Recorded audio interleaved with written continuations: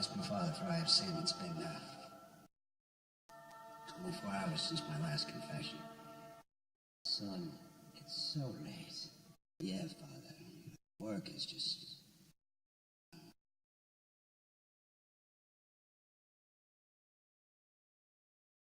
I lied to Connie, to my wife. This is very serious. I know. I promised her I'd quit smoking. She thinks it's bad for me, and I'm trying. But I snuck a couple of cigarettes. Maybe 3. Yes. It's hard. Yes. I'm trying.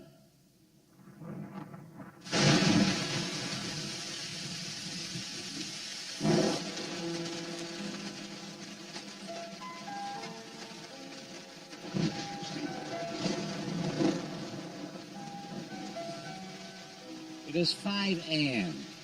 Still shank of night for some. But for Eddie Mannix, beginning of a new work day.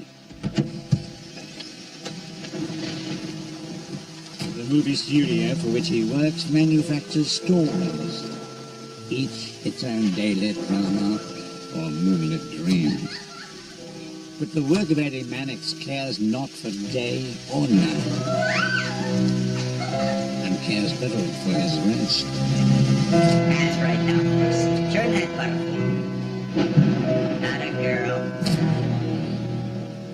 Jesus Christ on a scooter. You here?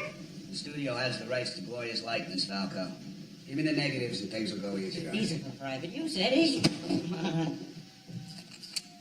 Oh, boy. Can't we go take a few pictures, have a few laughs? Jeez, Eddie. What an old stick in the mud. Now you listen to me. You were at a party, you had too much to drink. Somebody brought you here. You don't remember who. You're going home now. Your name's Mary Jo Shinebrook. Okay, Eddie. So, Eddie Mannix. So you heap outside. Got a call. Loud, disorderly, possible French postcard situation. Well, someone was pulling your leg. Mary Jo here was just at a costume party. It's not really her turn. She wants to contribute something to your pension fund. Sorry to drag you out in the rain. I'll say, no problem at all. Aren't you Glory Della? No, I'm Mary Jo. Something. Shinebrook. Say, Brian. Can I bum a cigarette? Ancient Rome. 12 years into the rule of Tiberius, ruler Maximus, Rome's legions are masters of the world. The stomp of its sandals heard from the Iberian Peninsula in the west, through the halls of the great library of Alexandria in the east. As oppressed people everywhere ride under the Roman lash, freeman and vassal are united in one compulsory worship.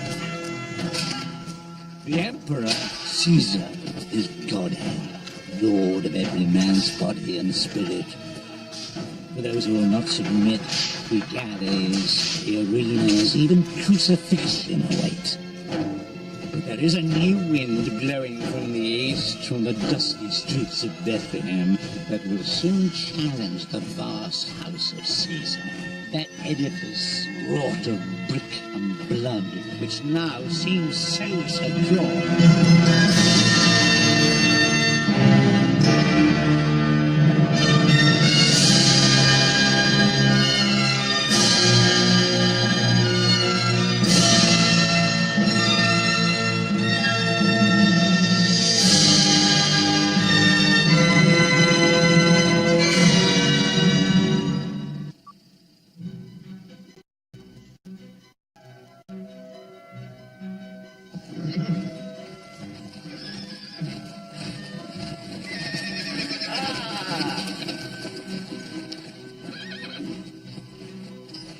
She is, Gracchus. Ah, what a beauty. Autolycus, Rome, suckled by a she-wolf and nurturing us her sons in turn. Tonight I bathe in Caracalla and wash away the dust of 300 miles of Frankish road. To Rome. Yes, to Rome, glorious center of Caesar's rule. But far away in Palestine, another man is coming home. Saul, humble merchant of Tarsus, is about to be struck down by a vision. What thing is this?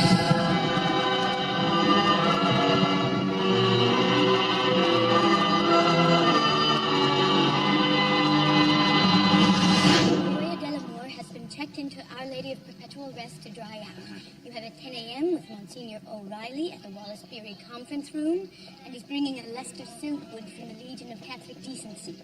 And we've also invited Patriarch Blassos for their Easter food. Have they read the script? Roger.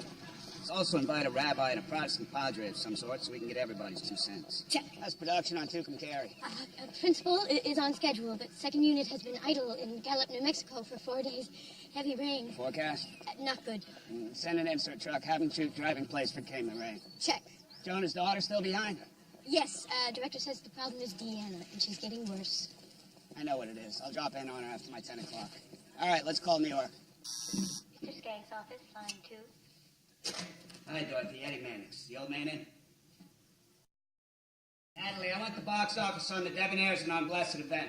Can you also... Yes! Good morning, Mr. Skank. Very well. Thank you. Proceeding. Yeah, proceeding. Yeah, Merrily We Dance starts shooting today. Beardley Oberon gave us a draft that's extremely classy. Joan Van Dyken's playing Deirdre, but we need a male lead, and we need him now. No, Jack Hogarth is drying out at Cedars. Metro won't lend us cable unless we give him the Comiskey twins. Of course not, I agree. What? Bobby Doyle, do you really think so? After all, he's a dust actor. The man barely knows how to talk. Yes, of course, Mr. Skank, I agree, but I don't know if Bobby Doyle, if he has the poise and the dinner jacket. Yes, we do need someone prompt. No, I don't. That's very true. But let me talk to Lawrence Lawrence, the director. It could work. It could work. Bobby Doyle is a very promising idea.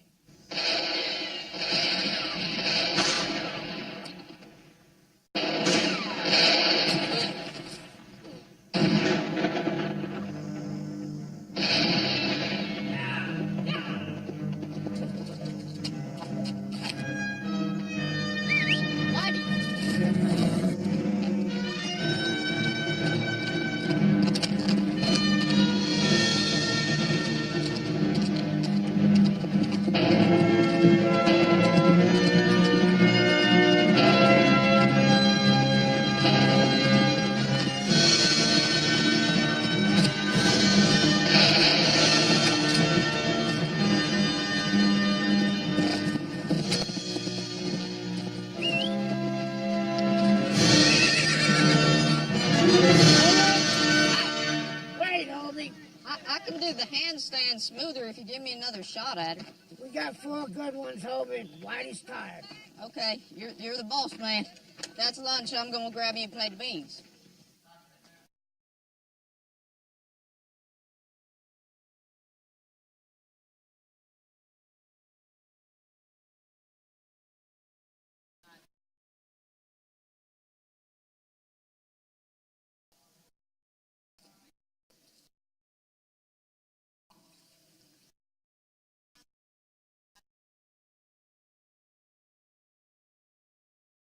All right, kids, this is Rome.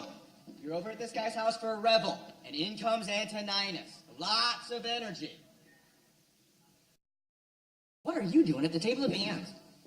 Huh? You're supposed to be reclining with the lyre. I'm sorry. Recline with the lyre. Don't sit on the pediment. Recline. Relax. Fester. Set. I got my eye on you. Hail Caesar, 10 apple, take 10. And action!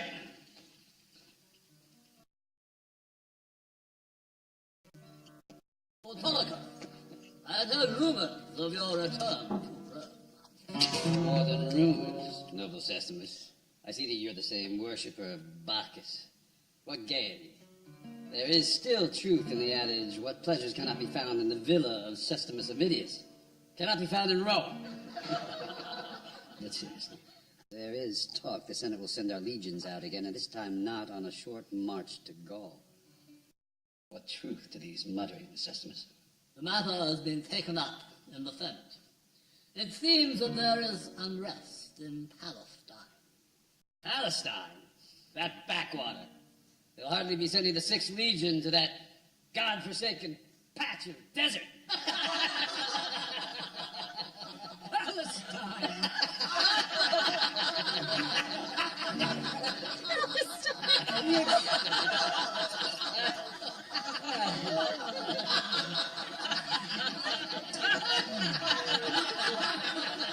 Holding for dissolve. Still laughing. Holding. And cut. Fine, boys. That was just fine. Okay, was that? We'll move on to the bracer seat. All right, the mutterings have felt a little... No, it's fine. Moving on. Bracer seat, 20 minutes. Pop over the trailer. Okay, in the brazier scene, they changed passion to ardor. What? Why? I like passion. Strong. Passion.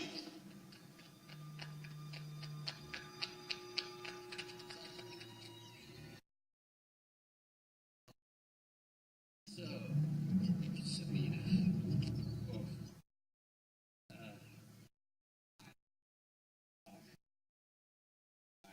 Our door is yet as warm as the embers of this.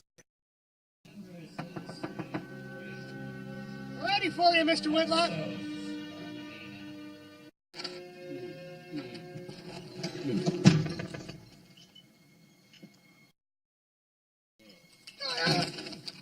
Gentlemen, thank you all for coming. I know you have parishes, flocks, and temples making enormous demands on your time, but I'm sure you appreciate also the great masses of humanity look to pictures for information and uplift and, yes, entertainment. Here at Capitol Pictures, as you know, an army of technicians and actors and top-notch artistic people are working hard to bring to the screen the story of the Christ. It's a swell story. A story told before, yes, but we like to flatter ourselves that it's never been told with this kind of distinction and panache. Perhaps, sir, you forget it's telling in the Holy Bible. Quite right, Patriarch. The Bible, of course, is terrific, but for millions of people, pictures will be their reference point for the story. The story's embodiment. The story's, realization. Realization. You realize, of course, that for we Jews, any visual depiction of the Godhead is most strictly prohibited. Oh. But of course, for us, the man Jesus Nazarene is not God. Aha! Who plays Christ? A kid we're all very excited about. Todd Hawkeiser. Wonderful young actor we found in Akron, Ohio in a nationwide talent hunt. But Hawkeiser is seen only fleetingly and with extreme taste. Our story is told through the eyes of a Roman tribune, Autolycus Antoninus. Ordinary man, skeptical at first, but who comes to a grudging respect for this swell figure from the East. Autolycus is played by Ed Whitlock. Oh, my.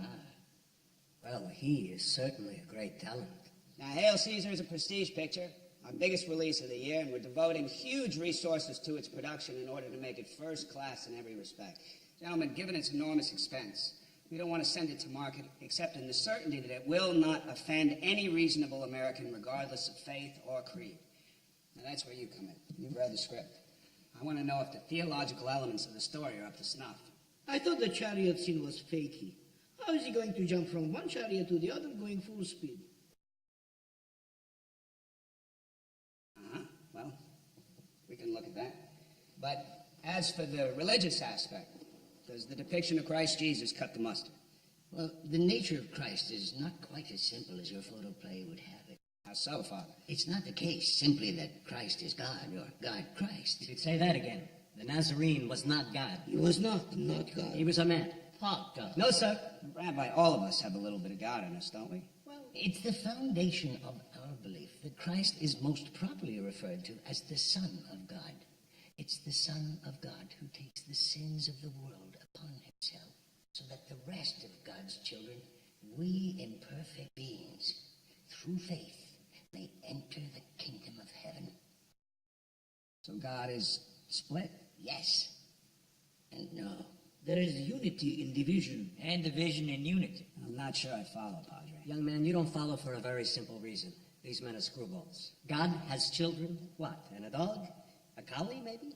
God doesn't have children. He's a bachelor and very angry. No, he used to be angry. What, he got over it? You worship the God of another age. Who has no love. Not true. He likes Jews. God loves everyone. God is love. God is who is. This is special? Who isn't who is? But how should God be rendered in a motion picture? God isn't in the motion picture. Then who is God Archives? Gentlemen, maybe we're biting off more than we can chew. We don't need to agree on the nature of the deity here. If we could focus on the Christ, whatever his parentage. My question is our depiction fair? I have seen worse. Reverend? There's nothing to offend a reasonable man. Father? Well, the motion picture teleplay was respectful and exhibited tastefulness and class. Who made you an expert all of a sudden? And what do you think, Rabbi? I haven't an opinion. How do you do? I don't. Fine. What's up? I can't find Baird Whitlock. He left the set over an hour ago, said he was going to his dressing room, but he isn't there. Out on a bender, middle of the day, am I crazy? You're not crazy, but no, I checked the till 2, Dan Tanner's, Rusty Scupper, no soap. Oh, maybe called his wife? Yep. What Laura say?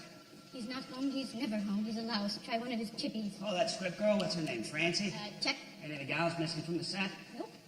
All right, gone an hour. We won't worry yet.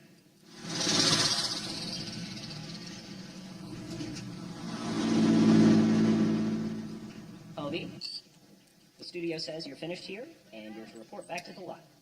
How come? They're changing your image. Okay. And the studio says you're escorting Carlotta Valdez to your premiere tonight. How come? I don't know her. Studio's arranging it. They're changing your image.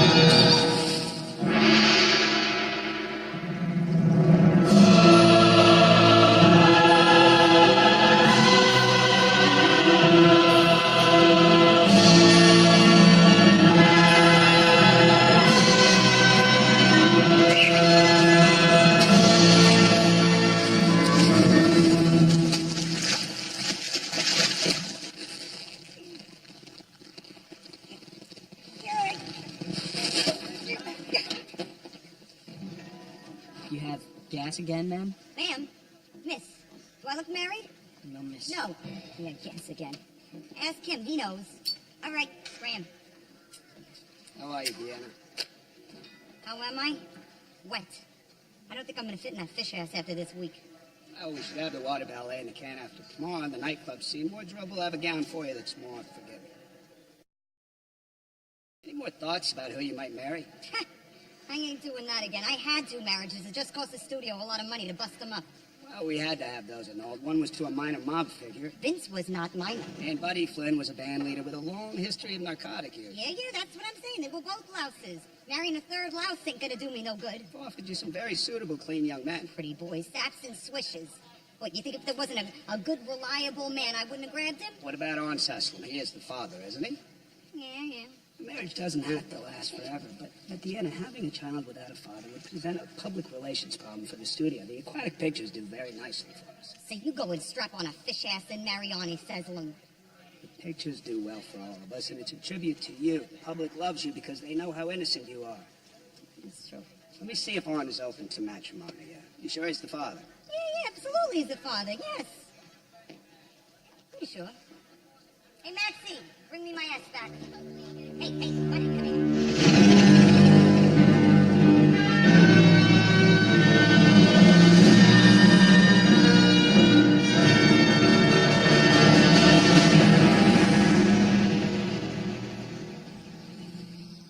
How you doing, Hoey? Hello there, Scotty. Is that you shooting on the lot? Well, Mr. Mannix pulled me off the Western, says I'm doing a movie on a soundstage.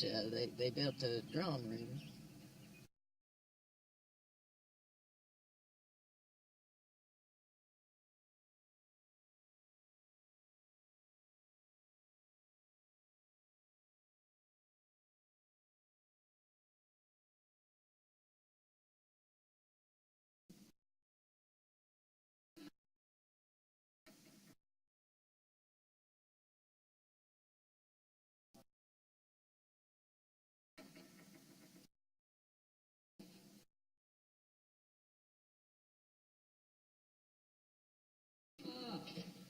My dear boy. Welcome, Lawrence Lorenz. And you look wonderful, wonderful. How do you feel? This here collar is a little tight. No, it's nicely fit. Looks a marvel. Just takes a little getting used to. Now, Herbie, here is our set. And, in fact, that's right. Yes, you enter from there, having just seen Biff's valise in the foyer, in spite of Allegra's claim that he hasn't been to the house. I'm sweet on Allegra. Indeed you are. But I've seen Biff's grip. Indeed you have. And so here we find you, Herbie, we find you haunted by unspoken suspicions. Haunted by Biff's grip? By his valise, yes. But here is Deirdre, harbouring deep feelings for you and sensing opportunity. Deirdre, yes. So at her importuning, you join her on the couch and conversation ensues. So she's going to importune Mr. Lawrence. Oh, I'm sorry. She's going to importune Mr. Lawrence? Is that something I should be concerned No, she'll simply ask you to join her on the couch, is all I mean to say, and then conversation ensues. I got you. Very good, very good. Let's try one, shall we? Sure. I'll give it a go. Wonderful, splendid. Now, the only thing I would suggest is, before your first line, you respond to her line with a mirthless chuckle. A mirthless chuckle? Yes, I think given your unspoken suspicions about Allegra. A mirthless chuckle. Uh-huh. Okay, Mr. Lawrence, I'll give it a shot. Lawrence. Oh, gosh, I'm so sorry, Mr. Lawrence. I'll give it a shot.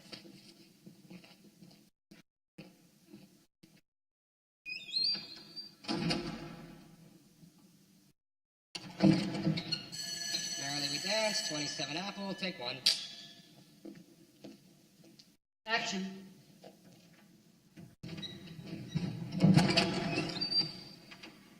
Oh, Monty, come join me on the divan.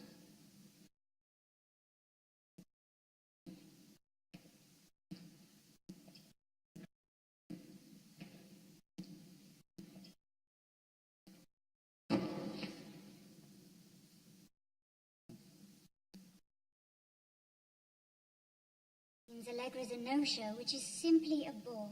But I'll partner you in bridge. Why the pout? Ho! Would that it were so simple.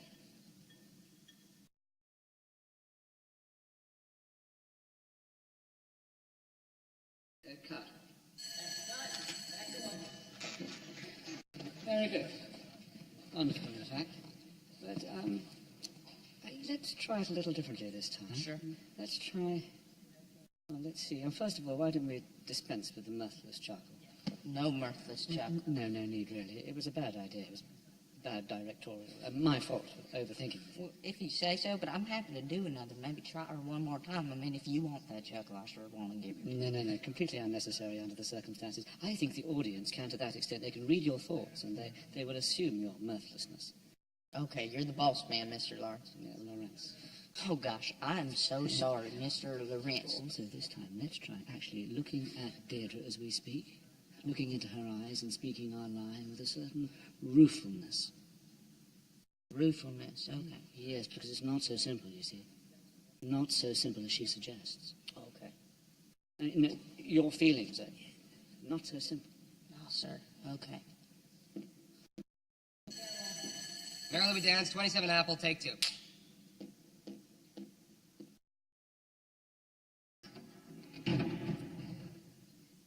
Action. Oh, Monty, come join me on the divan.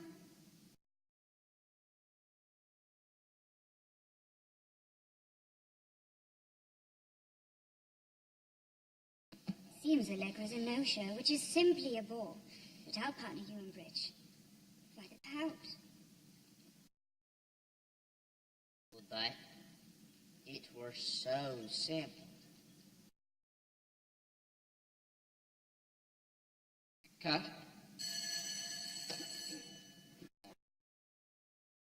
Very good. Very good.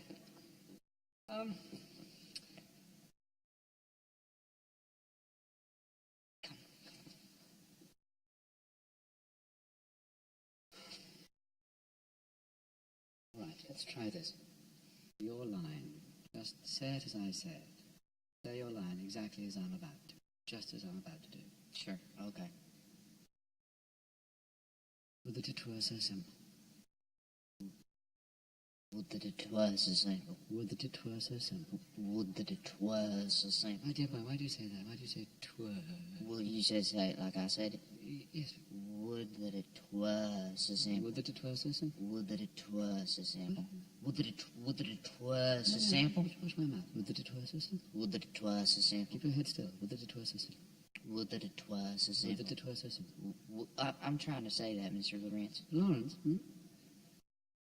I thought a minute ago it was Lawrence. We can use Christian names, my good dear boy. Lawrence is fine, just as I called you Hobie. Okay. So, would that it were so simple.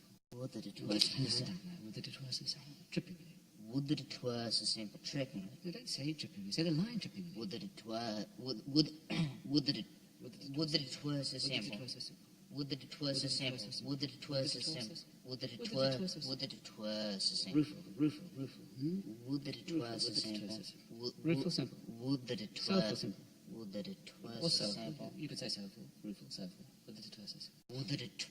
Would that it were so simple. Why are you doing this one? Would that it were so simple. Just keep still.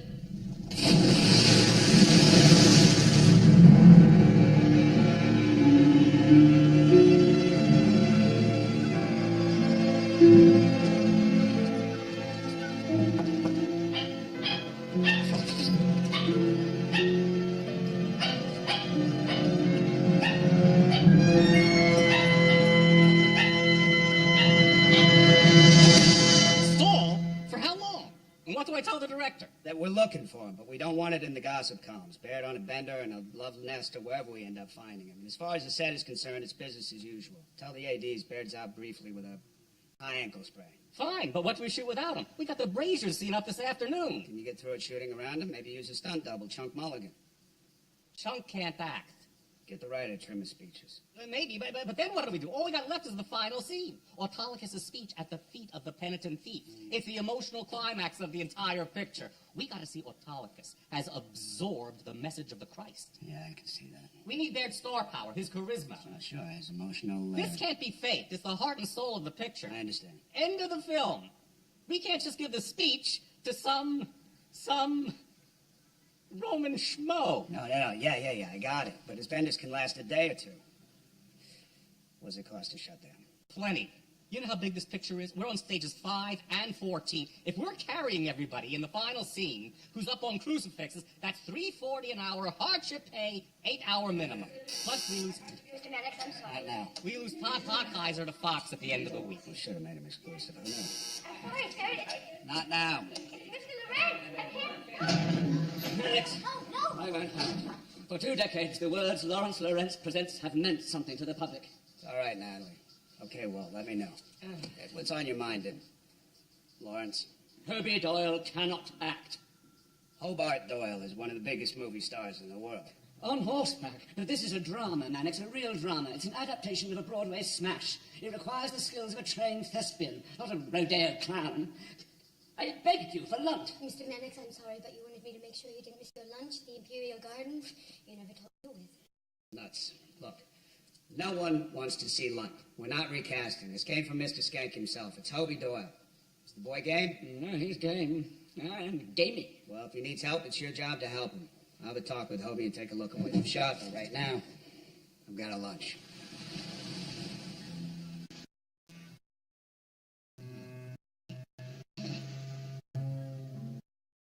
Truth to the battery.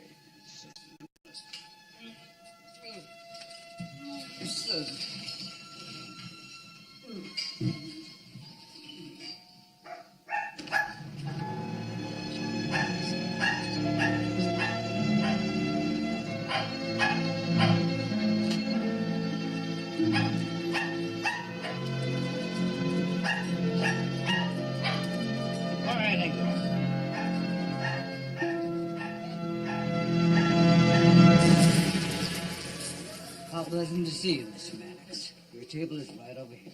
Thank you, Arthur. How you doing, Mannix? Mr. Cuddy, It makes a hell of a Mai Tai. I like this place. sorry to keep you hanging. Tough decision. Nothing to apologize for. We said the deal was on the table for a week. Go ahead. Trying to quit.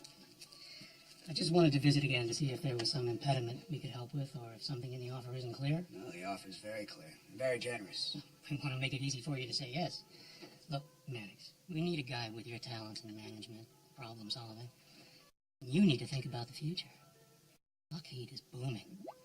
Everyone's riding in airplanes, and we're moving into jet airplanes. A new age, Mannix, and we're part of it. The industry you're in, what's the future there? What happens when everybody owns a television set? They still be going to pictures every week? Well, we like to think that family... I don't mean to denigrate. I'm sure the picture business is pretty damned interesting, but it's also pretty frivolous, isn't it? Aviation is serious. Serious business, serious people. You won't be babysitting a lot of oddballs and misfits, shouldering a lot of crackpot problems. We have some kooks, sure, but... Of course they're kooks. It's all make-believe. Told myself I wasn't going to badmouth the competition, and look at me. Sorry, Max. I'll stick with what we're about. Let me show you something. Ever heard of the Bikini Atoll? No. Test site. Just a couple of rocks in the middle of the Pacific until a few weeks ago. When we blew the H arena. Shouldn't be telling you this. The real world. Hydrogen bomb. Fusion device. Armageddon. And Lockheed was there. Yep. Call for you, Mr. Mannix. Thank you. Hello. Yeah, he has it now? No, have him stay on set. I'll go to him.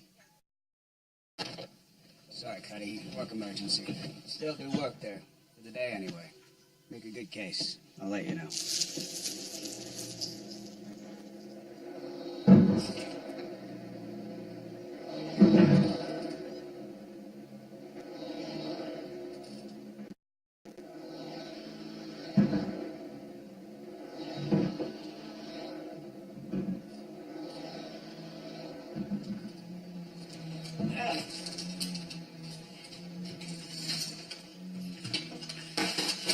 You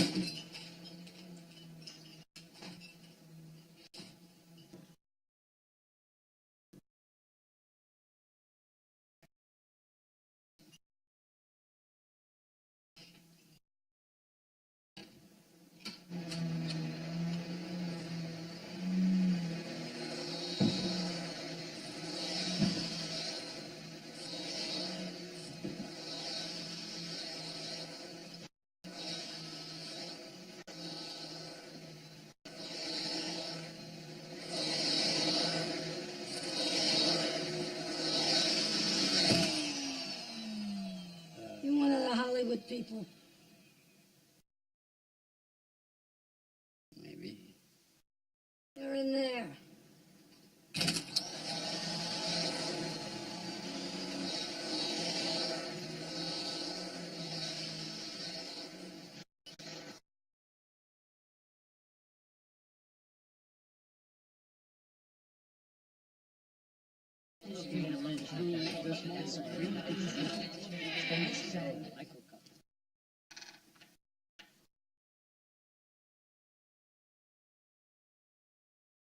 Please, enter.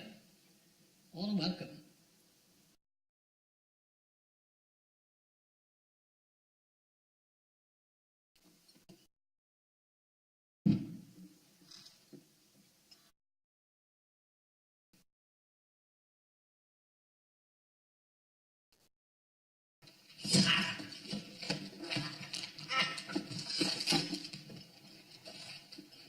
Those things are a nuisance.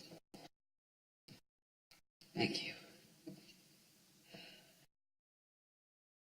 We'll have sandwiches in a minute.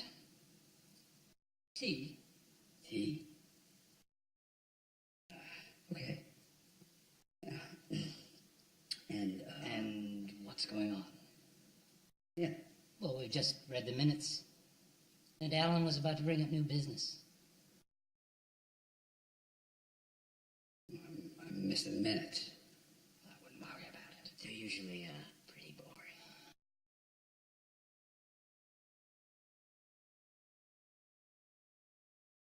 What kind of a meeting is this? Well, it's not a meeting so much as a... It's more of a study group. And you're studying? Oh, all sorts of jolly stuff. history, Economics. Same thing, isn't it? History, economics. Don't you agree? No, not really. Student of history.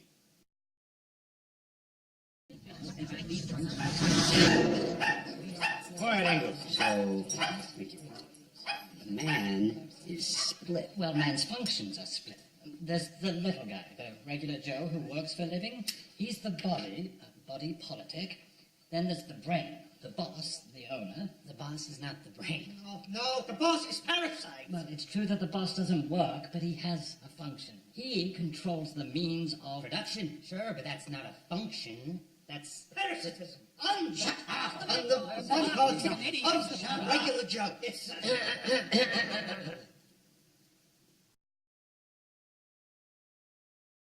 Man is unitary, a simple economic agent. Man's institutions are split, expressing contradictions that must be worked through. And they are worked through in a causative, predictable way.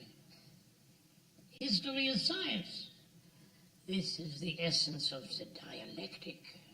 You see, if you understand economics, you can actually write down what will happen in the future with as much confidence as you write down the history of the past, because it's science. It's not make-believe. We don't believe in Santa Claus. Another finger sandwich. Thank you. Now, if I follow this correctly, who's that guy? Mr. Smitrovich takes pictures for our newsletter. Our understanding of the true workings of history give us access to the layers of power. Your studio, for instance, is a pure instrument of capitalism. As such, it expresses the contradictions of capitalism and can be enlisted to finance its own destruction. Which is exciting. It can be made to help the little guy, the regular Joe. The body politic! Shut up! Even though its purpose is to exploit the little guy. And the body politic. You're for the little guy. For the little guy against, it doesn't matter. History will be what it'll be, and we already know what it'll be. But yes, we're for the little guy. Aren't you? Shut up! Are you joking? Me for the little guy? Of course I'm for the little guy. This guy, a comedian? Listen, I better get back. The studio's gotta be going nuts. Can we cut it off now and pick it up right here at the next study session? Okay. Well, see... I'm afraid it's not that simple. And so, Baird Whitlock found himself in the hands of communists. Meanwhile, far from the crashing surf of Malibu, Eddie Mannix, torn from his lunch with a Lockheed man, hurries back to the vastness of Capitol Pictures, whose tireless machinery clanks on, producing this year's ration of dreams for all the weary peoples of the world. Numbskull, didn't you see the wrong light was up? Oh, I'm sorry, Mr. Maddox. Can I help you find someone? No. Why do you present yourself in my chambers in such humble fashion? Do not look upon me, or Selena. The fires of the Brazier Customers have latterly burned my face, though the unguents of Archimedes promised shortly to undo the damage. But Telecus, you knew that my love is for you, not for your station. My honor for you is yet as warm as the embers of this bread, this ember. I'm sorry.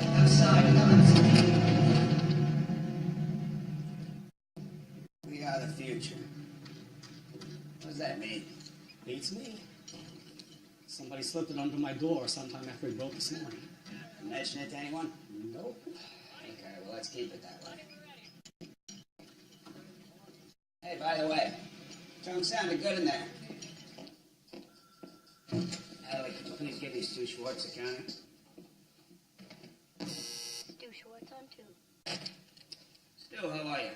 I need some petty cash. 100,000. I'm sorry, did I say petty? Well, it's a long story, and I'll tell it to you sometime. You have that much in the office? Yeah, how much space will that take up?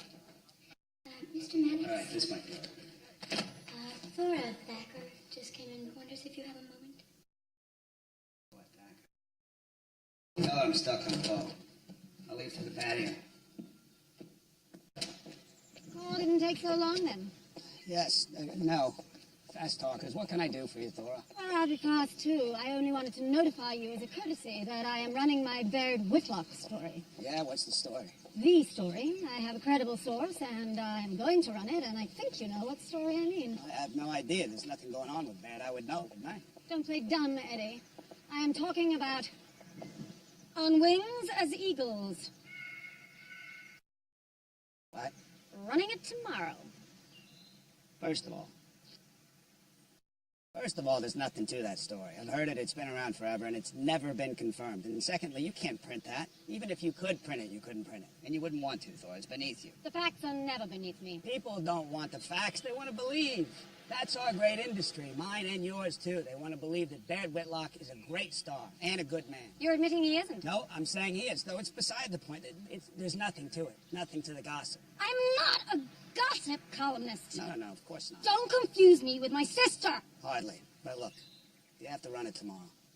It's my entire column. I am happy to talk to Baird for comment, but it will have to be this afternoon. No, Baird's unavailable right now. Wait one day. Ha!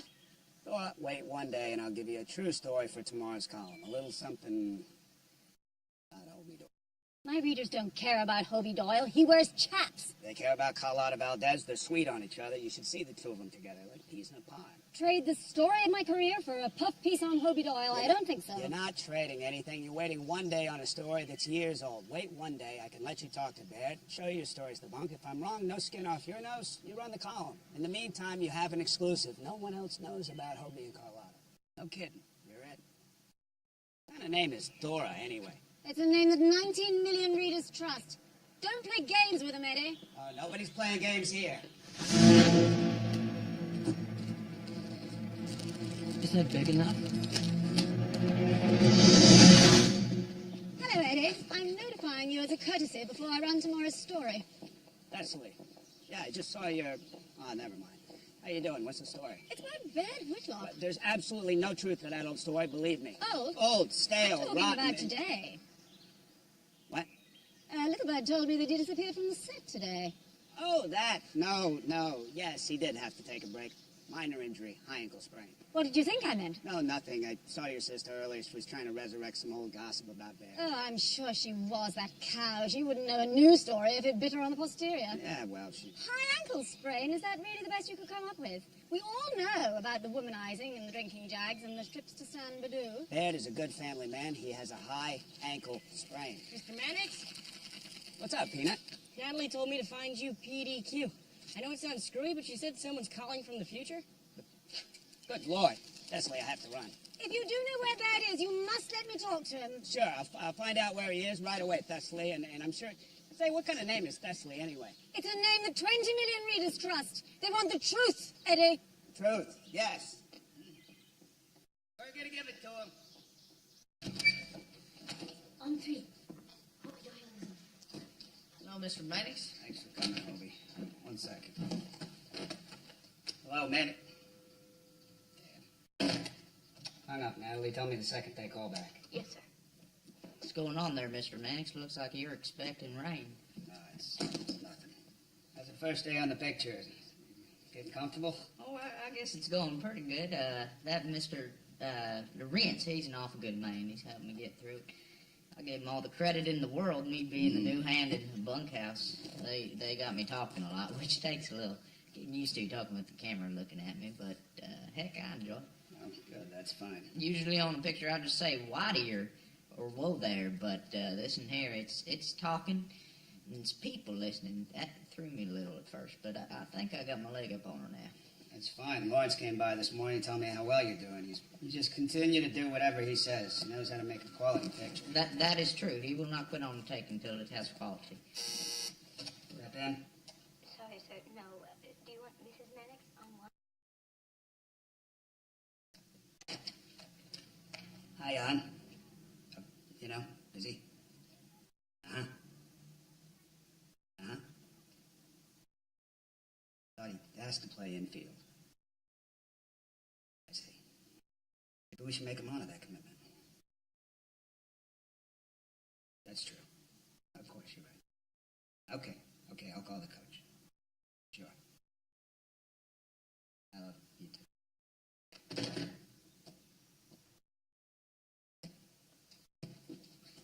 Mr. Mannix, you want me to run out and get you a bigger grip? That one looks a little bit snug.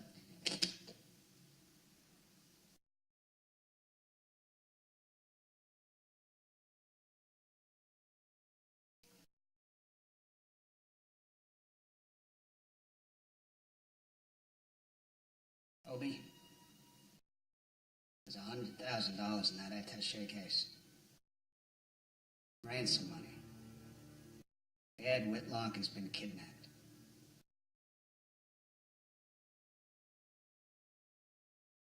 This is bad. Bad for movie stars everywhere. You got no idea who's mixed up in this thing.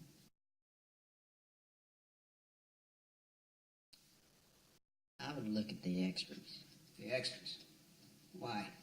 Well, you just never know about an extra. They come and go. Everyone else, I'm on the set, I see the guy setting the 5K, I think, why, there's old Bud setting the 5K. Script girl, wrangler, same thing. Extras, that's different. Not making a blanket call here. I mean, there's good extras and bad extras. All I'm saying,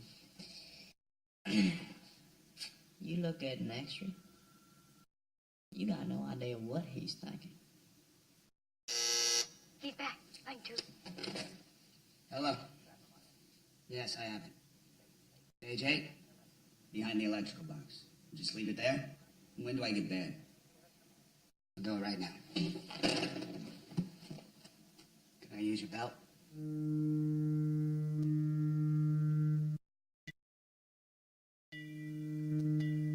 The swinging dinghy is closing, folks. Time for me to clean up. Time for you to clear out. So long, fellas. See you in 8 months. Sooner or later, boy. 8 months. Yeah, shipping out in the morning. Golly, 8 months without a dame. Can you beat it? Gonna have to beat it.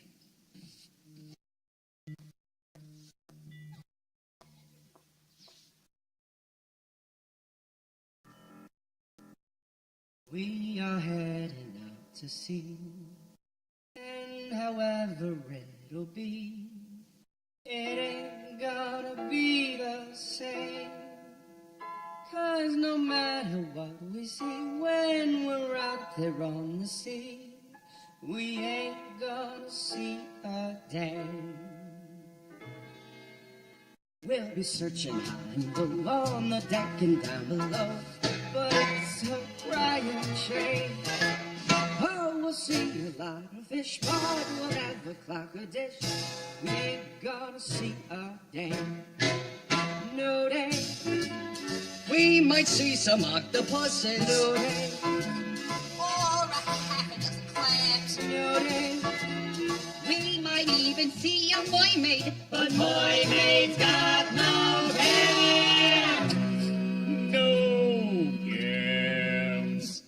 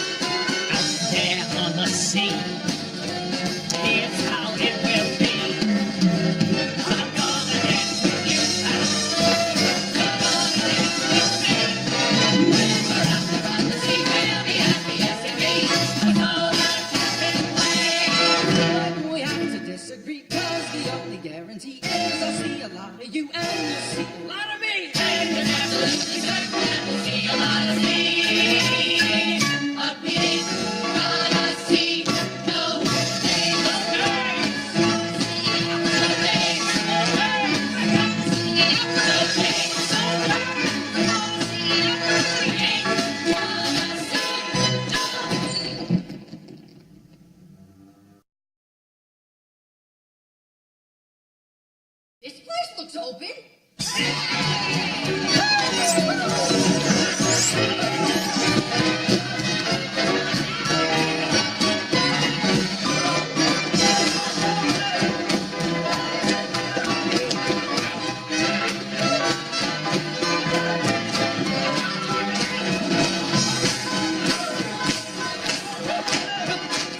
Hey!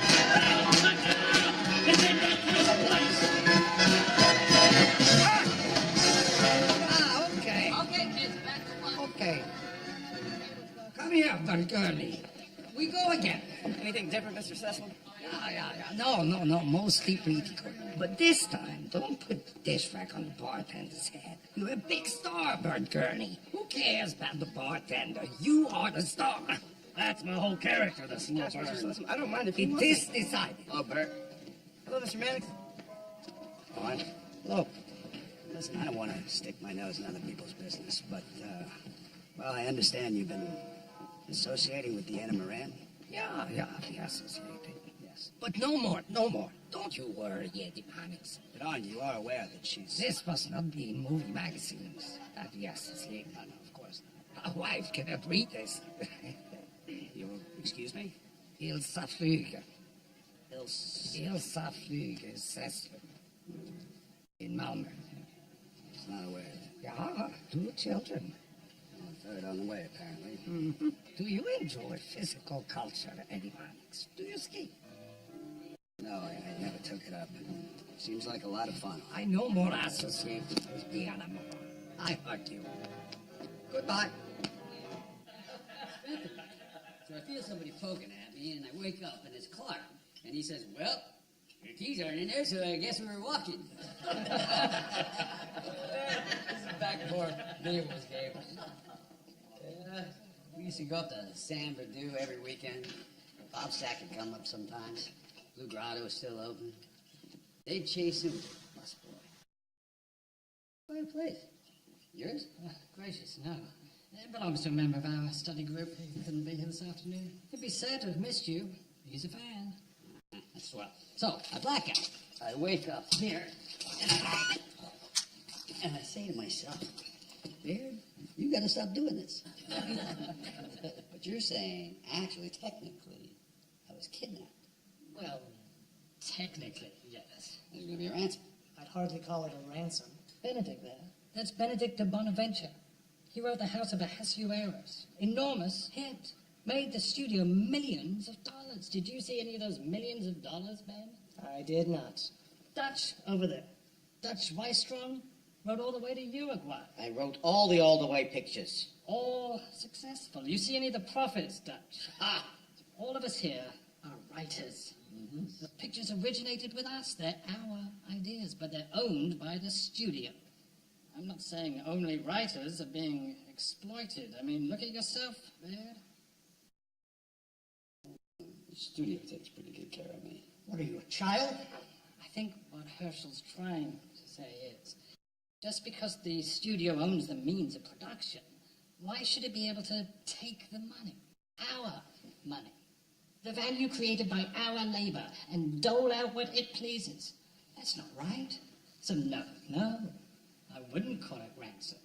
Payback. Now, until quite recently, our study group had a narrow focus. We concentrated on getting communist content into motion pictures. Always in a sub-rosa way, of course, and we were pretty darn successful. You remember in Kerner's Corner? The town hall scene where the aldermen overturn the rotten election and make Gus the mayor. Yeah. Well, I like to think we've changed a few minds. But then Dr. Marcuse came down from Stanford, joined the study group, and started teaching us about direct action. Praxis. Action. We each pursue our own economic interest. We ourselves are not about the laws or history, but in pursuing our interest with vigor, we accelerate the dialectic and hasten the end of history and the creation of the new man. Plus, we make a little dough. Shut up! We're not even talking about money. We're talking about economics. Sure. Good. Good stuff.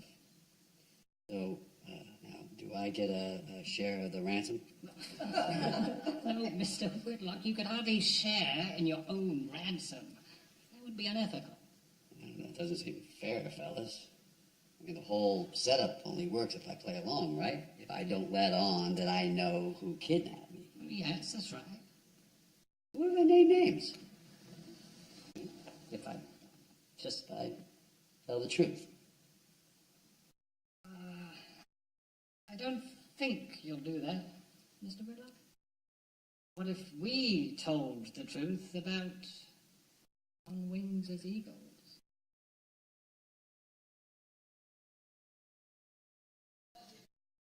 Ed. I have to work something out for Dana Moran. Did you get married again? No, that's the problem. Having a child, not married. Tough. Yeah, no father. Well, of course there is one somewhere. But who knows? Exactly. So is there any way, I'm just spitballing here, any way she could adopt her own child? Interesting. As a single... Mm-hmm. She disappears for a while, reappears. She wants to share blessings. Adopt a child. Sure. She's always yearned to be a mother. That's it. Oh, I don't see why not. Nothing in California statute prohibits adoption by one's own parent. This is New Grand. Technically, she'd have to give up the baby to a third party. Joe Silverman. Joe Silverman. Exactly. He's the foster father for her a few days. She hands the kid to Joe. He hands it back. I'll do some research. Mr. Mannix, it's 5:30. This is exciting. And asked all the assistant directors, and one of them said that an extra in the courtyard of Sestimus and Midius seemed jumpy. All right, we'll get Walt the name of the extra so he can bring him in and sweat him. Walt should tell him that we won't press charges if he tells us where Baird's been taken. Check. And if he plays dumb or the AD's wrong and he is dumb, check the other extras. Check. Cecily Thacker called, said you promised her an interview with Baird today. Check that. It was Thora Thacker. No, it was Thessaly. Tell her he was at the doctor longer than expected and she can see him on the set bright and early tomorrow. Check. And is that last part true? Let's hope so. Oh, that reminds me. I need a list of everyone who worked on Wings as Eagles who's still at the studio. On Wings as Eagles? That's a while ago now. Aside from Baird and the director, it won't be long list. Yep, get it for me. Is that it? No. One more thing. Mr. Cudahy called. Said you know him. Yeah. Said it's urgent. He see you one last time. Suggested same place, 7 this evening. Why? Never mind. Okay. Tell him I'll be there. Back to your base? Hello, Cece. I thought we might go to later. Oh, hi, Eddie. Want to lace up what you got on Barely We Dance? It's up now. I'll put some music on.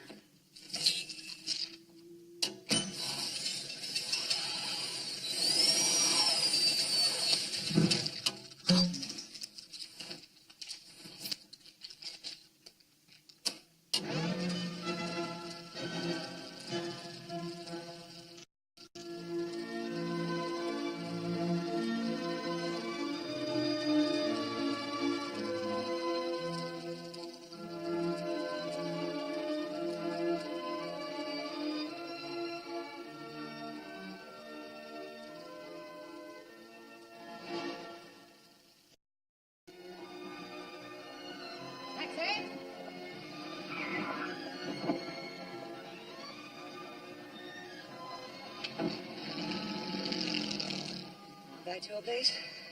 Oh, what a bore. I rather thought we might go to Lake Onondaga for the weekend. Just the two of us. You don't have my valise. I left it in your foyer. Oh, you'll get by without a change. Suits me. If you don't mind skipping out on your own party, Allegra. Suits me. And skipping out on Monty. That suits me as well. Oh, poor Monty. What Monty doesn't know. Won't hurt Monty.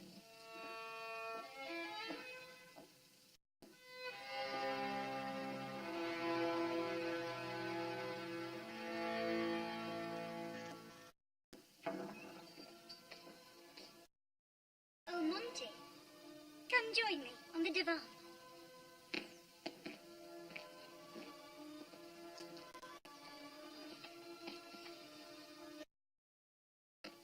It seems Allegra's a no-show, which is simply a bore.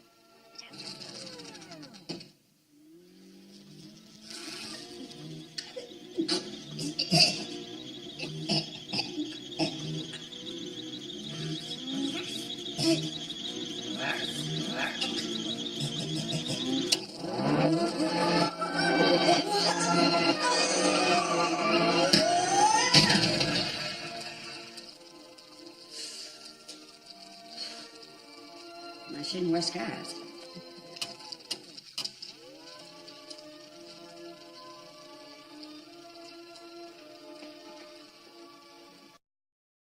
It seems Allegra's a no-show, which is simply a bore. But how about you, Rich? By the pout. It's complicated. How pleasant to see you again, Mr. Maddox. Thanks for coming back, Maddox. Sure. You're taking us down to the wire, aren't you? Not a ploy, it's a big decision. Absolutely. No foul. But the board was concerned when I couldn't give him a yes this afternoon, so they authorized me to say this. You sign on, your term of contract is 10 years. Yeah. You get it, right? That means your stock options are guaranteed to vest. You'd never have to work again if you chose to retire after your term. Think about it. Lifetime employment. You wouldn't be a glorified working stiff like you are now, and you'd be running a business, not a circus. Right? Cigarette?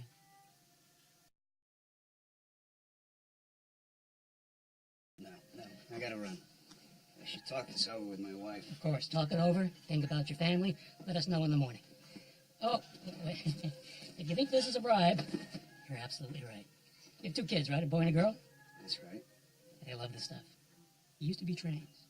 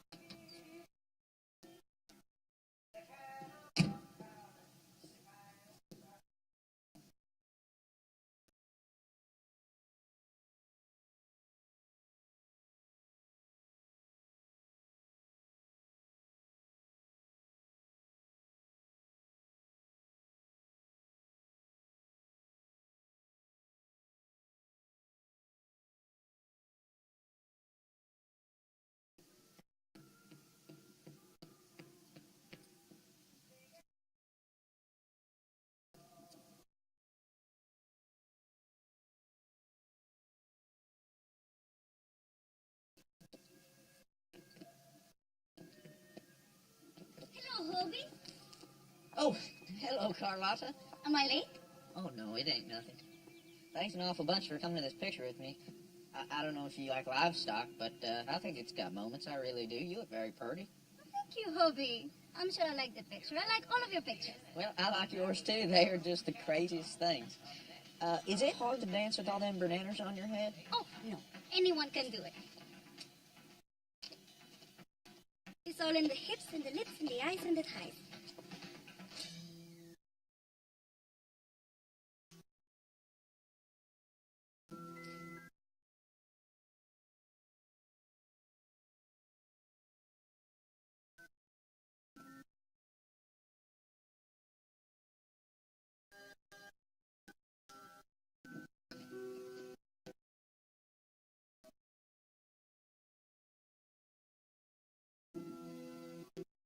Little Eddie wanted me to tell you about his baseball game.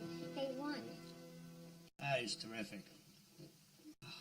Gosh, I never called the coach. Said he played at shortstop? And he did so well, he wants to stay there now. Right. Took care of itself. And Darlene did very well on her Spanish test. Well, that's good. She was worried about that. Thanks for heating up the roast, hon. Warm glass of milk? No, thanks, hon. Coffee. I gotta run back to the studio. A few things to take care of. Gee, another late night. You know, Lockheed improved their offer. Darn good money, and the hours wouldn't be crazy like this either. It's nice to be wanted. Yeah. Sure, but what do you think? They want to know tomorrow. I like the shorter hours.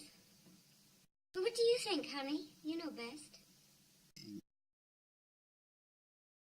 How's it going with the smoking, dear? Well, you know.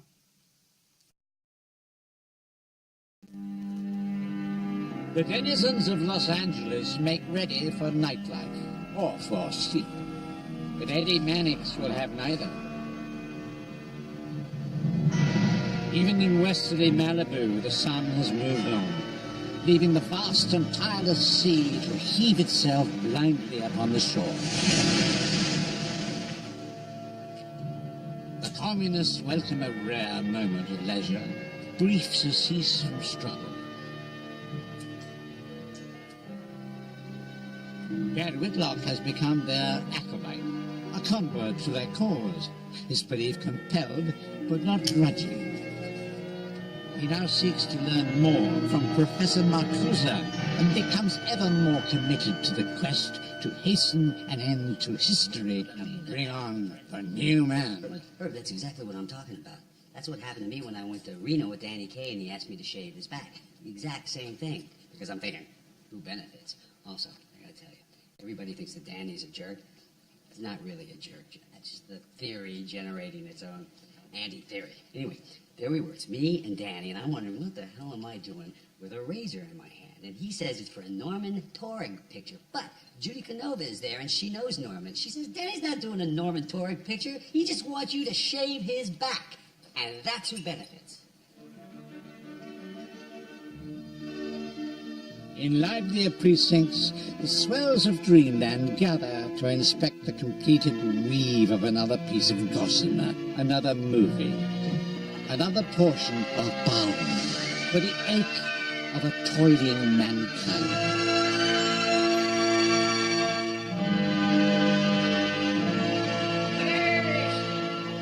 I'm right here. What's on your mind, Curly? Not my fault you saw me take that pie out to sell, Miss McGraw. Not your fault. Whose fault was it, Curly? Why, that crazy, lazy full moon. 2 weeks ago, you'd never seen me take it. Darn you, Moon. What good are you anyway? I know about this part. They only give me one shot at the song. I wish there never was no moon. I wish there weren't no bossy old women. Don't blame that moon, Curly. She can't do nothing but shine. Lazy old moon, keep shining. Darn you. You turned Curly Strimlin into the authorities for the last time.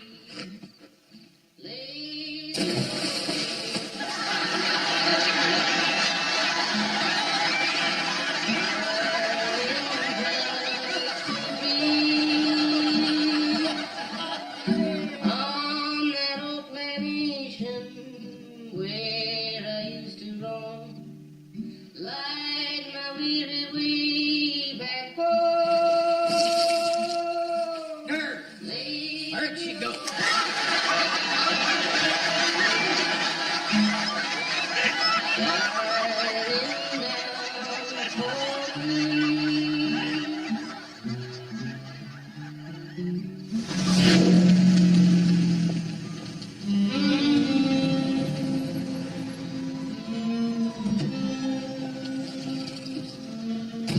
Another part of town, another cast of characters, another task for Eddie Mannix.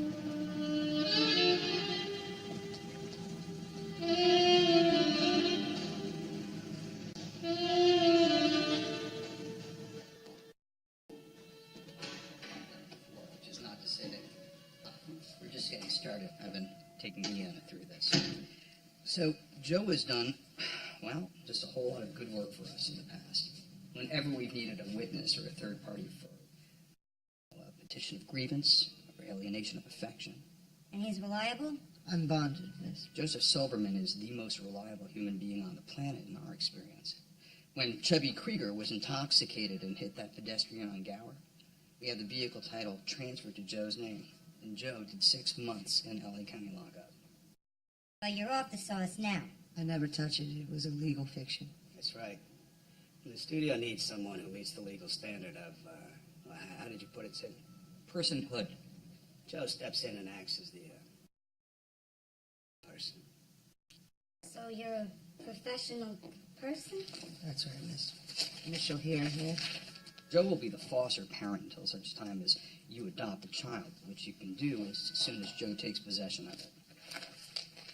And he's reliable. Unbonded, miss. All these papers you're signing will not be a matter of public record. All these documents will be sealed until the year 2015. And no one's the wiser. No one the wiser. No fans, no press, no court officials, not even a notary public. Joe himself is the notary. You must have very strong forearms. Is it hard squeezing it like that?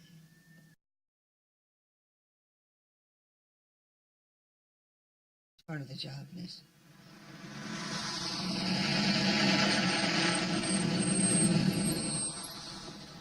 Late night, Mr. Mannix? Late night for both of us. You call Projection 7 and have them lace up yesterday's dailies on Hail Caesar? Sure thing. Yesterday's. Thanks, Scotty.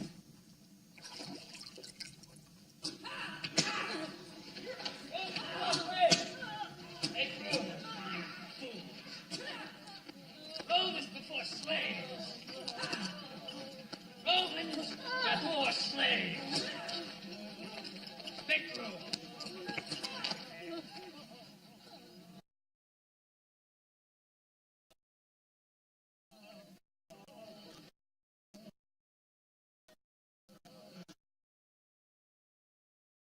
How's that? What do you think? 27, Baker 2. Action! Go ahead, I'm listening. Walt, talk to the extra. Right guy. No info. Doesn't know where they took Baird. But describe the truck they put him in. And Walt found the guy who owns the truck and is talking to him. Baker 4. Walt's a problem solver. He's a good man. What else? PR just called in their report on the Hobie Doyle premiere. Warm reception. Someone has like spittle. Good. Okay. He's terrific. Squint. Squint against the grandeur. It's blinding. Blinding.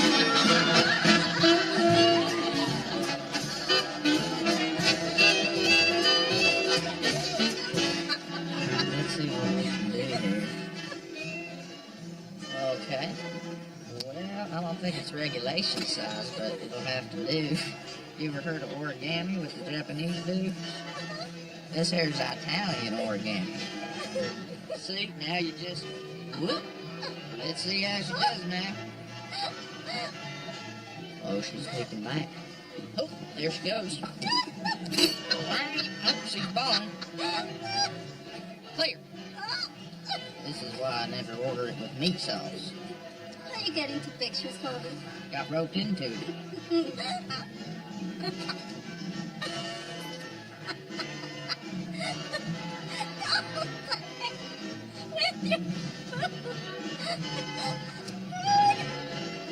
You're the one playing with pictures. Well, I wrangled for a while, and then they saw I could say a line or two when I was bad clam or deputy number 2, or got buddy for a couple of years, and then someone heard me sing, and they made me the guy.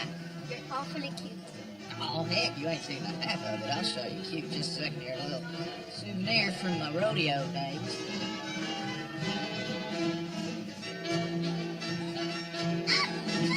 Tell you what, I was steer busting, and I went down, and steer went up, and my teeth hit it off for East Texas. Here, it's coming around again.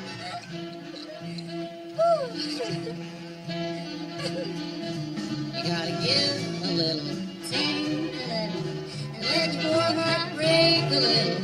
That's the way, that's the way of love.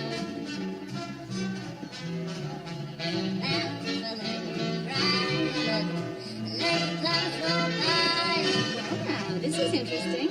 I didn't know you two were friends. Oh, heck yeah, we just caught my picture of Lazy Old Moon, and I guess we're, Yes, we're friends. well, we're fixing to be friendly, tell you that. That's good. Fixing to be friendly. That can be my column headline. Oh, I guess I'd be okay. Have a good evening. Mention the name of the picture. I think we're supposed to do that. Well, now, this is interesting. I thought I was getting an exclusive on this. I'd like to know what the hell is going on here. Well, like I said, we just saw Lazy Old Moon, and And Hobie and I are fixing to be friends. What? we're just...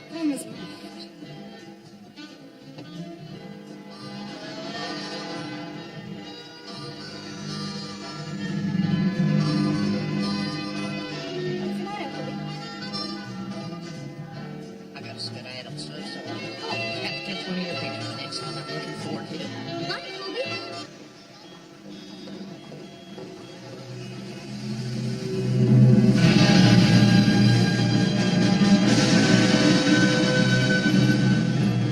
Hey, toss me them keys, Paul, and I'm taking the car.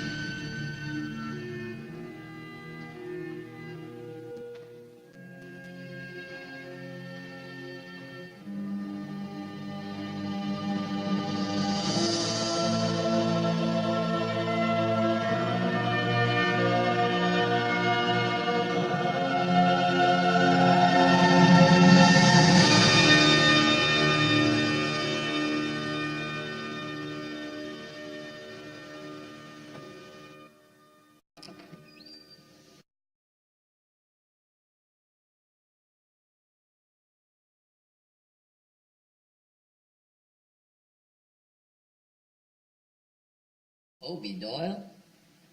You're a communist too? Oh, it's communist. You ever been in this place? Pretty nice, huh? It's Bert Gurney's. He sings, he dances, he's got taste. You here alone? Everybody else went down the beach. Well, all right, Park. Let's head on back to town. You got Mr. Mannix worried sick.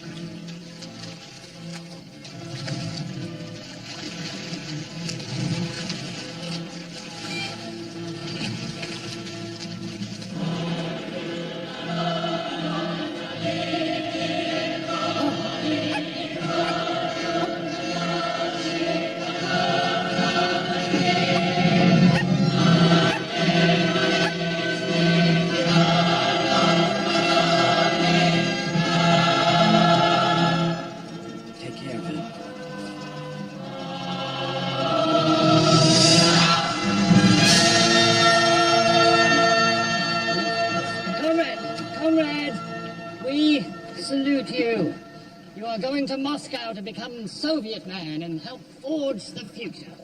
We stay behind, continuing to serve in our disguise as capitalist handmaidens. But the money should go to the cause, not to the servants of the cause. We will. Our modest contribution to the common turn.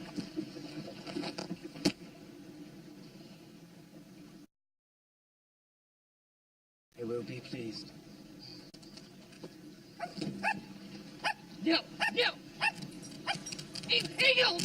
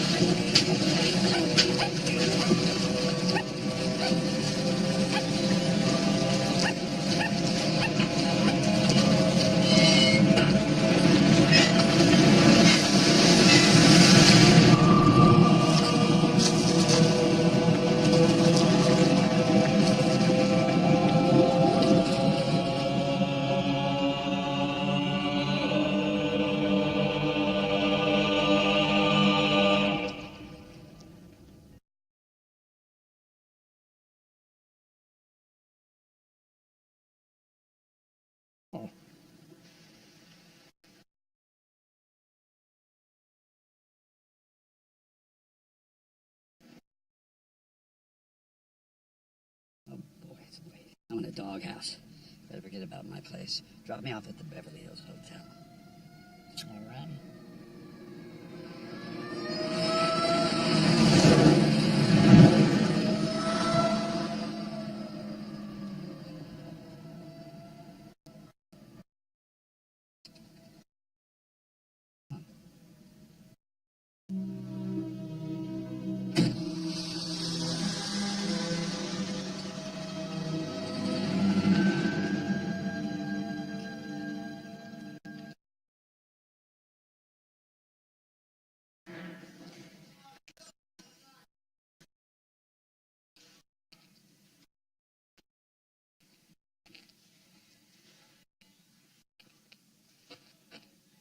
Who are you? Todd?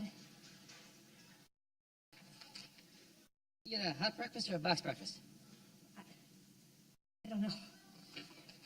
Are you a principal or an extra? I think I'm a principal. I'm thinking, what the hell? Woken up in some strange houses before, but never without a broad next to me. These guys are pretty interesting, though. They've actually figured out the laws that dictate everything. History, sociology, politics, morality, everything. It's all in a book called Capital, with a K. Is that right? Yeah. You're not going to believe this. These guys even figured out what's going on here at the studio, because the studio is nothing more than an instrument of capitalism. Yeah, so we blindly followed these laws like any other institution. The laws that these guys figured out. The studio makes pictures to serve the system. That is its function. That's really what we're up to here. Is it? Yeah, it's just confirming what they call the status quo. I mean, we may tell ourselves that we're creating something of artistic value, or there's some sort of spiritual dimension to the picture business, but what it really is this fat cat, Nick Skank, out in New York, running this factory, serving up these lollipops to the, what they used to call the bread and circuses for the...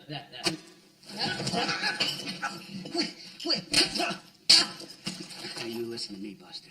Nick Skank in the studio have been good to you and to everyone else who works here. If I ever hear you bad-mouthing Mr. Skank again, it'll be the last thing you said before I have you tossed in jail for colluding in your own abduction. Eddie, I would never do that. Shut up. You're going to go out there and you're going to finish Hail Caesar. You're going to give that speech at the feet of the penitent thief, and you're going to believe every word you say. You're going to do it because you're an actor, and that's what you do.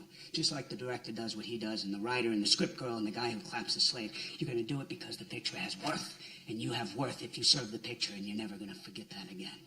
I won't forget it. Damn right you won't. Not as long as I run this dump.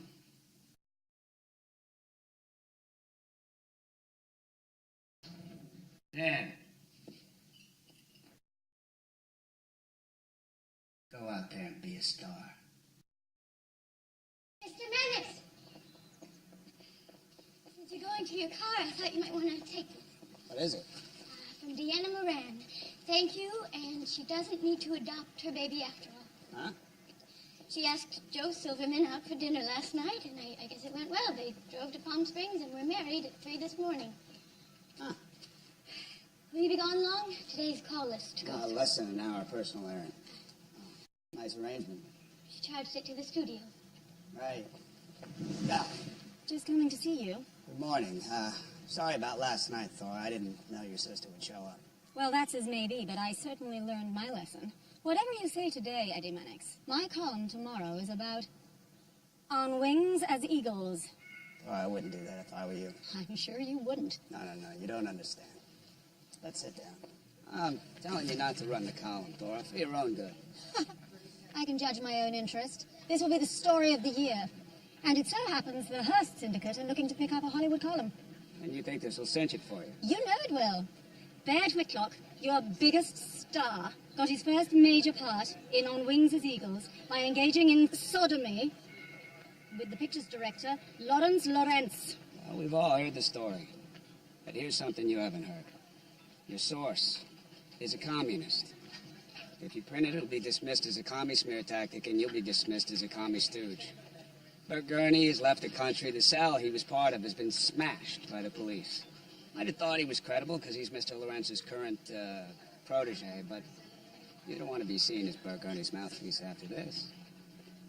How did you know Bert was my source? Late last night, I talked to Lawrence, put two and two together. Well, no reason to send this since I ran into you. It's by way of apology for Thessaly horning in last night. I do value our friendship, Thor, but I'm late for something important.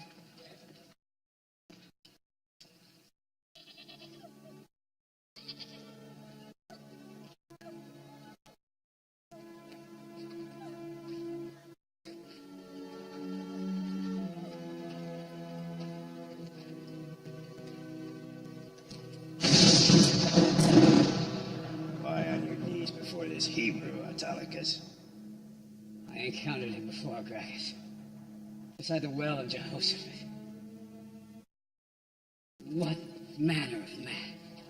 He's a priest of the Israelites, despised even by the other priests. No. On yesterday's march, punished by the dust of the road, I sought to drink first at the well before the slaves in my charge, whose thirst was far greater than my own. A Roman drinks before a slave. This man was giving water to all. He saw no Roman, he saw no slave. He saw only men, weak men, and gave succor. He saw suffering, which he sought to ease. He saw sin and gave love. Love, Autolycus. He saw my own sin, Gracchus, and greed, but in his eyes I saw no shadow of reproach. I saw only light. Light of God. You mean of the gods? I do not, friend Gracchus. This Hebrew is the son of the one God, the God of this far-flung tribe. Why shouldn't God's anointed appear here, among these strange people, to shoulder their sins? Here, Gracchus, in this sun-drenched land. Why should he not take this form, the form of an ordinary man? A man bringing us not the old truths, but a new one. A new truth. The truth beyond the truth if we could see. The truth beyond this world. A truth told not in words, but in light. A truth that we could see if we had but... If we had but... Faith! Have but faith! Faith! Faith! Damn! Go again. Isn't it... They changed it now. Yeah, most of them have. All right. All right, hang on. Hang your pen down. It's not like a pig in this thing. Son of a bitch.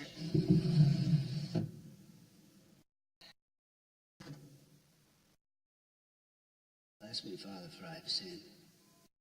How long since your last confession, my son? Oh, it's been, what, 27 hours?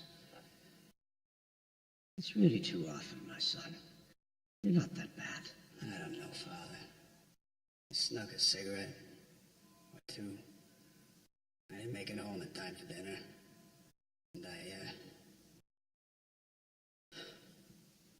struck a movie star in anger.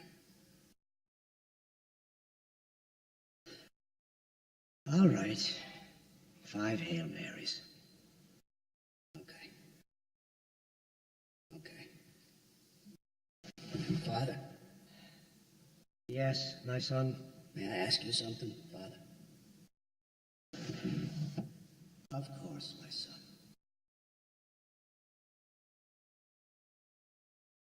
If there's something that's easy, is that wrong? Easy? Easy to do. Easy to... like an easy job. No, it's not a bad job. It's not bad. Then there's this other job that's not so easy. In fact, it's hard. It's so hard, Father. Sometimes I don't know if I can keep doing it, but it seems right. I don't know how to explain.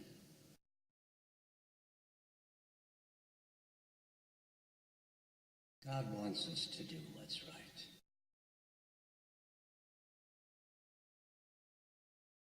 Yeah. of course he does. The inner voice that tells you what's right. It comes from God, my son. Yeah, I got it. That's his way of saying that. Yeah, I got it. Still raining in Gallup, New Mexico, and the Tucumcari crew shut off the plates we need for King Rain. Well, just shoot the show down in the weather and we'll be titled. Tucumcari Tempest, Desert Squall, hold back the storm. The stories begin, the stories end. I don't know, bounce it off the writers. So it has been. Here's today's call list. Add a call to a Mr. Cudahy, the Lockheed Corporation. Long call, short? Thanks, but no thanks. How long was that? But the story of Eddie Who do Mannix we call first? will never end. New York first. Time to check in with Mr. Skank. For his is a tale written in light everlasting.